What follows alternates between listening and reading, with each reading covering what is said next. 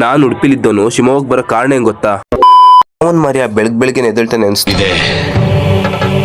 ಇಲ್ಲೊಂದು ಸಮಸ್ಯೆ ಖಂಡಿತ ಇದೆ.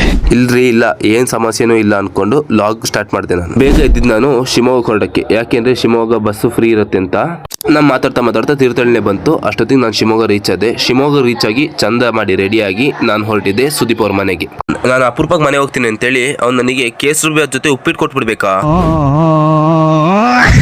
ಇಲ್ಲ, ಪಾಲಿಗೆ ಬಂದಿದ್ದು ಪಂಚಾಮೃತ ಅನ್ಕೊಂಡು ನಾನು ಒಳಗೆ ಬಂದು ನೋಡ್ತೀನಿ. ಅಕ್ಕ ಫುಲ್ಲು ರೆಡಿ ಆಗಿದ್ರು. ಯಾಕಪ್ಪ ಅಂದ್ರೆ ಇವತ್ತು ಅಕ್ಕನ ಮಗದು ನಾಮಕರಣ ಇತ್ತು. ಸೊ ನಾನು ನಿಮ್ಮ ಹತ್ರ ಮಾತಾಡ್ತಾ ಸೀದಾ ಹಾಲ್ ಕಡೆನೇ ಬಂದಿದ್ದೆ. ಅಲ್ಲಿಂದ ಒಳಗೆ ಬಂದು ನೋಡ್ತೀನಿ, ಹಾಲ್ ಡೆಕೋರೇಷನ್ ಮಸ್ತಾಗಿತ್ತು.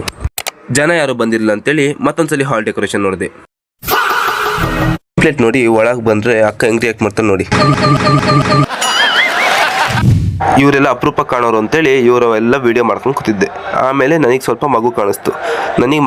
ಅಂದ್ರೆ ನಾನು ಏನಾದ್ರು ತರಲೆ ಮಾಡ್ತೀನಿ ಅಂತ ಗೊತ್ತಾಯ್ತಾ. ಅದಕ್ಕೆ ಮಗು ಪಕ್ಕ ನಾನು ಬಂದೆ. ದೇವ್ರು ನಿಂಗೆ ಒಳ್ಳೇದು ಮಾಡ್ತದ? ದೇವ್ರು ಒಳ್ಳೇದು ಮಾಡತ್ತೆ ಇಲ್ಲ ಗೊತ್ತಿಲ್ಲ, ನಿಂಗೆ ಮಗು ಮಾತ್ರ ಸರ್ರೇ ಬೈತು. ಏನಕ್ಕೆ ಅಂದ್ರೆ ನಾನು ನೀರು ಕುಡಿಯೋಕ್ಕೆ ಬಿಡ್ತಿರ್ಲಿಲ್ಲ. ಮಗು ಹತ್ರ ಬೈಸ್ಕೊಂಡು ನಾನು ಈ ಕಡೆ ನೋಡ್ತೀನಿ, ಅಲ್ಲೇ ನೇಮಿಂಗ್ ಸೆರೆಮನಿ ಎಲ್ಲ ಸ್ಟಾರ್ಟ್ ಆಗಿತ್ತು. ನಾನು ಮಗು ಜೊತೆ ಆಟ ಆಡೋದ್ರಲ್ಲಿ ಬ್ಯುಸಿ ಆಗಿದ್ದೆ. ಸೊ ನನಗೆ ಅದು ನೇಮಿಂಗ್ ಸೆರೆಮನಿ ಓಪನ್ ಮಾಡಿದ್ದು ಗೊತ್ತಾಗಲಿಲ್ಲ. ಸೊ ನಾನೇ ಮತ್ತೆ ಕ್ರಿಯೇಟ್ ಮಾಡಿಬಿಟ್ಟು ನೇಮಿಂಗ್ ಸೆರೆಮನಿ ನೋಡಲೇಬೇಕು ಅಂತೇಳಿ ಓಪನ್ ಮಾಡಿಸಿದೆ. ಅದು ಎಷ್ಟು ಚೆನ್ನಾಗಿ ಬಂತು ನೋಡ್ರಿ ನೇಮಿಂಗ್ ಸೆರೆಮನಿ ಓಪನ್ ಮಾಡಿದ್ದು. ರಿವೀಲ್ ಆಯ್ತಲ್ಲಪ್ಪ ಅಂತೇಳಿ ನಾನು ಸುಮ್ ಕೂತಿದ್ದೆ. ಅಷ್ಟೊತ್ತಿಗೆ ಇವರು ಫೋನ್ ಬಂದು ಇವ್ರನ್ನ ಕರ್ಕೊಂಡು ನಾನು ಸೀದಾ ಮೇಲ್ಗಡೆ ಬಂದೆ. ಅಣ್ಣ ಇದ್ದವರು ಮಗು ಜೊತೆ ಆಟ ಆಡ್ತಿದ್ರು. ಅದು ನೋಡ್ಕೊಂಡು ಸುಮ್ ಕೂತಿದ್ದೆ. ಅಷ್ಟೊತ್ತಿಗೆ ಸುದೀಪ ಇದ್ದವನು ಕರ್ದ ನೀರ್ ಬೇಕು ಅಂತೇಳಿ. ಅದಕ್ಕೆ ನೀರ್ ತಗೊಂಡು ಮಗು ಕೊಟ್ಟೆ. ಮಗುಗ್ ತಂದು ಕೊಟ್ಟಿದ್ದು ನೀರೆಲ್ಲ ಇವನೇ ಕುಡಿದ್ಬಿಟ್ಟ. ಮಾತಾಡ್ಸ್ಕೊಂಡು ನಾನು ಸೀದಾ ಊಟದ ಹಾಲ್ ಕಡೆ ಹೊರಟೆ. ಊಟ ಮಾಡೋಕ್ಕೂ ನನಗೆ ಆ ಕಡೆಯಿಂದ ಒಬ್ರು ವಿಡಿಯೋ ಮಾಡ್ಕೊಂಡು ಕೂತಿದ್ರು. ಅದೇ ರಿವೆಂಜಲ್ಲಿ ನಾನು ಅವ್ರದ್ದೊಂದು ವಿಡಿಯೋ ಮಾಡಿಬಿಡೋಣ ಅಂತೇಳಿ ಬಿಟ್ಟೆ.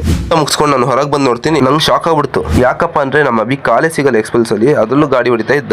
ಮೇಲ್ ಬಂದು ನೋಡಿದ್ರೆ ಇಲ್ಲಿ ಅಕ್ಕ ಇದ್ದವ್ರು ಮಗು ಜೊತೆ ಆಟ ಆಡ್ತಿದ್ರು. ಅವ್ರು ಮಗು ಜೊತೆ ಆಟ ಆಡ್ತಿರೋದು ನೋಡಿ ನನ್ನ ಪಾಡಿ ನಾನು ವಾಪಸ್ ಸುದೀಪನ್ ಜೊತೆ ಮನೆ ಹೊರಡೆ. ಮನೆಗೆ ಬಂದಿದ್ದೆ ತಡ. ಮಗು ಇದ್ದವ್ರು ನನ್ನ ಕೈ ಹಿಡ್ಕೊಂಡು ಸೀದಾ ಮನೆ ಒಳಗೆ ಕರ್ಕೊಂಡು ಹೋದ್ಲು.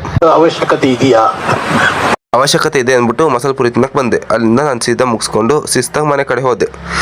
ಮನೆಗೆ ಬಂದು ಕುತ್ಕೊಂತಿದ್ದಂಗೆ ನನಗೆ RCB ಮ್ಯಾಚ್ ಇರೋದು ನೆನಪಾಯ್ತು. ಸೊ RCB ಮ್ಯಾಚ್ ಹಾಕೊಂಡು ಕೂತೆ. ಅವರಿಬ್ರು ಪಾರ್ಟ್ನರ್ಶಿಪ್ ನೋಡ್ಬಿಟ್ಟು ನನಗೂ ಭಾಳ ಖುಷಿ ಆಯಿತು. ಆಮೇಲೆ ಹೇಳ್ತಿದ್ನಲ್ಲ ಈ ಸಲನೂ ಕಪ್ ನಾವೇ ಹೊಡೆಯೋದು ಅಂದ್ಕೊಂಡು ಇವತ್ತಿನ ವ್ಲಾಗು ಇಲ್ಲಿಗೆ ಎಂಡ್ ಮಾಡ್ತಾ ಇದ್ದೀನಿ. ಇಷ್ಟ ಆಗಿರೋ ಲೈಕ್ ಮಾಡಿರಿ, ಶೇರ್ ಮಾಡಿ, ಸಬ್ಸ್ಕ್ರೈಬ್ ಮಾಡಿರಿ. ನಾನು ಇವಾಗ ಇಲ್ಲೇ ದಬಕ್ ಅಂತ ಇದ್ದೀನಿ. ಜೈ ಹಿಂದ್, ಜೈ RCB.